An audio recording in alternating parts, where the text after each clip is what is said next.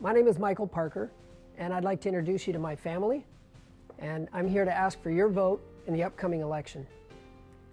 Before you can vote for me, you probably want to know a few things about me, about who I am and where I stand on those important issues that are facing us today in California and all across the country.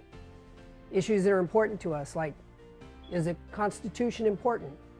Are taxes high enough or too high? How do we deal with the health care problem? Where did jobs come from in this country? And what am I going to do about those things? A lot of people make their election decisions, who they're going to vote for, based on a 30-second soundbite or a catchy ad. I'm going to ask you to spend just a few minutes with me and get to know me, get to know a little bit about who I am and what I stand for.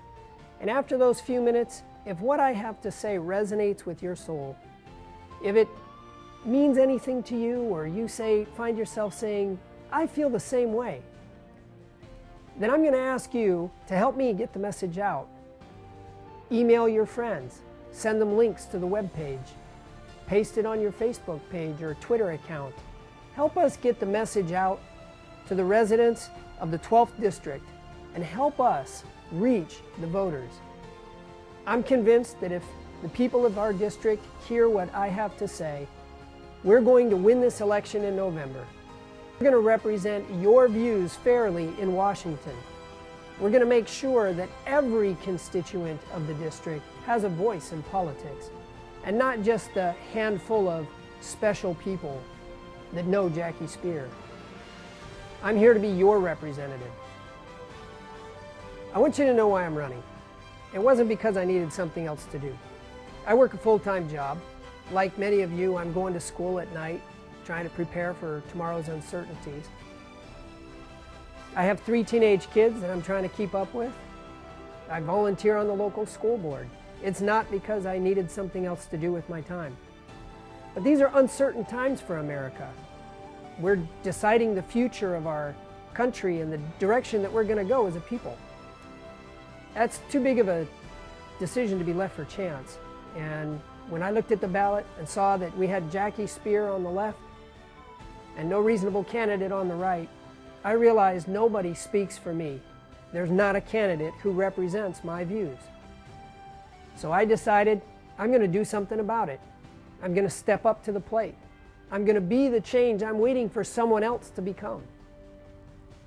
When I got down to the Secretary of State's office, I asked him, what can we do about this? They said, your only option is to run as a write-in candidate. So this year, I'm going to do something I've never done before. I'm going to put a pen to a piece of paper and I'm going to write a name on a ballot. Reminds me of the framers of the Constitution.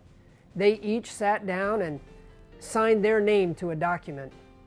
They pledged their lives, their fortunes, and their sacred honor so that we could purchase our freedom through their declaration. They built our future. And now I'm going to do the same thing so that my children have a future. A future not one laden with $12 trillion of deficit, but a future where they can pursue their passions, chase their dreams, become the future of America, and be prosperous for it. Americans are the most generous, compassionate people on the face of the earth. We give more in tsunami and earthquake relief than any other country in the world. Americans aren't stingy with their money. But we can't have these Robin Hood economic policies where the government tells us that those who have to take half of what they have and give it to the have-nots. They're trying to create this class envy in our culture that we just can't stand for anymore.